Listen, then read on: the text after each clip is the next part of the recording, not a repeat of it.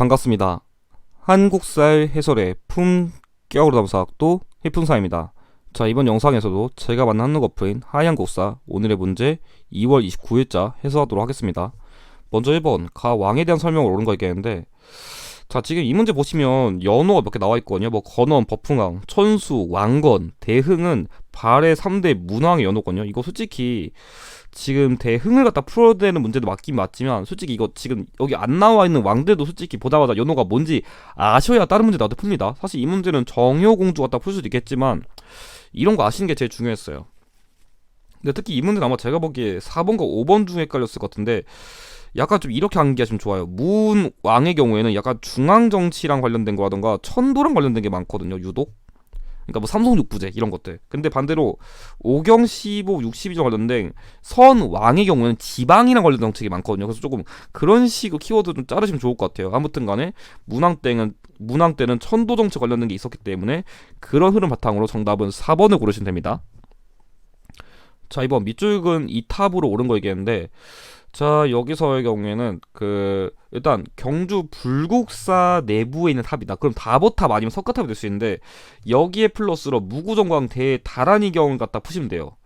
그러니까 사실 이게 제일 중요한 키워드인데, 약간 이렇게 푸신 분도 있거든요. 뭐 금동제 사리를 보고서 그 금제사리 봉영기를 라고 유추해가지고 이렇게 푸신 분도 있는데, 자, 키워드를 진짜 단편적 보신 거예요. 자, 이것만 갖다가 낚일 것도 아니지만 키워드가 지금 결정적인 게 두 개나 더 있거든요. 그래서 특히 문화선 유형은 의라던가 구조라던가 지역, 특히 지역 관련된 키워드가 진짜 중요하거든요. 그래서 그런 걸 여러분들 절대 놓치지 않도록 주의를 하실 필요가 있습니다. 그래가지고 보시면 1번이 석가탑이니까 정답은 1번이 되고, 2번은 정림사지 5층 석탑, 3번은 미륵사지 석탑, 4번은 화엄사 4사자 3층 석탑, 5번은 월정사 8가 9층 석탑이기 때문에 나머지 나와있는 탑들도 한 번쯤 봐두시면 좋을 것 같습니다. 정답은 1번이에요.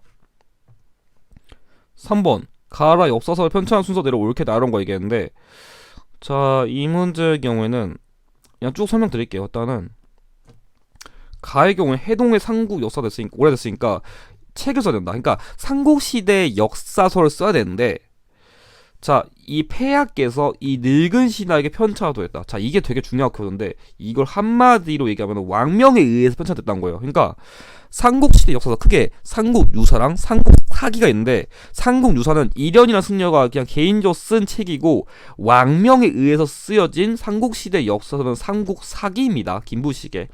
이걸 이해하는 게 중요했고요. 자, 나의 경우에는 여기 자치통감을 의거했다는데, 자치통감은 중국 송나라 때 그 임금이 정치에 스스로 잘할 수 있도록 거울처럼 볼 수 있는, 이게 거울 감자거든요. 그래서 거울처럼 볼 수 있는 통역사서를 말한 건데, 그 이름에서 실제로 통감이라는 게 들어가거든요. 그러니까 거울처럼 볼 수 있는 통역사서 보시면 삼국시대, 통일신라시대, 고려시대, 사만 이전에 뭐 고조선 이런 역사까지, 그러니까 고조선부터 고려 시대까지 역사를 다룬 동국 통감입니다. 그래서 얘가 제일 어려웠는데 약간 시기 키워드를 아시는 게 중요했어요. 자, 다의 경우에는 어떤 맥락이냐면 다른 거 보실 필요 없고, 삼국시대 시조 다루는데 책 첫머리 기이편, 이게 제일 중요해요. 기이편. 그러니까 약간 좀 신비한 이야기, 민간 이야기, 설화 이야기. 삼국 사기와는 다르게 약간 여기 민간인 설화던가 약간 좀 신비한 뭐 당군 설화, 약간 이런 이야기도 포함되기 때문에 약간 앞에 역사서 좀 흐름이 다릅니다. 그래서 이걸 이해하시는 게 중요했거든요. 그래서 삼국 유사랑 삼국 사기를 구분할 때 왕명의 편찬이냐 아니냐, 아니면 이런 특수한 이야기들이 좀 담겨져 있냐, 그런 것들을 좀 구별점으로 담아지는 게 중요했어요. 자, 라의 경우에는 다른 거 다 볼 필요 없고, 여기 남북국이란 용어를 썼다. 여기 나와 있는 남북국, 그러니까 발에 대한 역사 다룬 건 뭐 제화옹기나 발해고를 다룰 수 있는데, 남북국이란 용어를 최초로 쓴 거는 유득공의 발해고입니다. 그걸 이해하시는 게 중요했거든요. 그래서 정답은, 자, 죄송합니다. 이게 제일 먼저니까 삼국사기가 먼저, 그 다음에 삼국유사, 그 다음, 그 다음에 동국통감이 조선시대 성종 때, 그리고 발해고는 조선시대 후기이기 때문에 가다 라나가 돼가지고 정답은 2번이 됩니다. 자, 4번 다음 상황에 나타나는 시기를 연표해서 옳게 고른 거 얘기했는데, 자, 이 문제의 경우에는 명나라 황제가 나오는데, 자, 철령 나왔고 요동의 소수키 남아있거든요. 그러니까 명나라가 즉위하 명나라 나온 뒤에 철령 이북을 요동 지역에 소속한다는 말이 나와가지고 최영이 이에 반발해가지고 요동 정벌을 추진한다는 그런 맥락을 말하는 거거든요.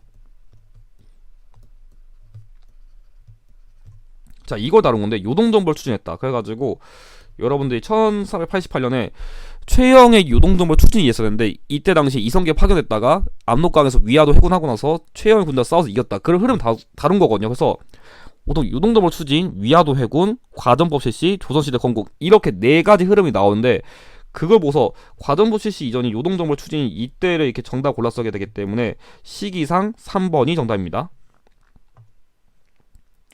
자, 오늘의 문제 마지막 5번. 가 부대에 대한 설명 옳은 거 얘기하는데, 자, 이 문제의 경우에는 김좌진 지휘하는 군대란 거랑 청산리 전투에 참가했다. 이게 중요하거든요. 그러니까 1920년대 만주 지역의 군사준이 나오면은 뭐 대한독립군이나 북로군정서군이 나올 수 있는데 청산리 전투 관련된 거 나오면 북로군정서군입니다. 그럼 일단 선지 보시면 1번 대전장 전투는 한국독립군, 영릉가 전투는 조선혁명군, 동부 항일 연구 개편된 건 동부인민혁명군, 중광단 중심으로 조직되어서 항일 독립전쟁에 참여했다는데 이 선지가 조금 이해가 안 될 수가 있긴 하지만 북로군정서군은 말 그대로 좀 간도 지역 근처에서 활동했던 거거든요. 근데 중광단은 대종교의 군사 조직으로서 여기 북간도에서 결성된 군사 조직 중 하나예요. 그래서 약간 좀 여러분들이 이 키워드가 이해가 안 갔다면은 지역 관련된 거, 그러니까 어떤 군사 조직이 어디서 만들어졌는지 그리고 시기가 언제쯤인지 그걸 매칭했다면 연계를 할 수 있었습니다. 그래가 정답은 4번이 되고 인도 미얀마 전선에 파견된 거는 한국 광복군이기 때문에 정답은 4번이 됩니다.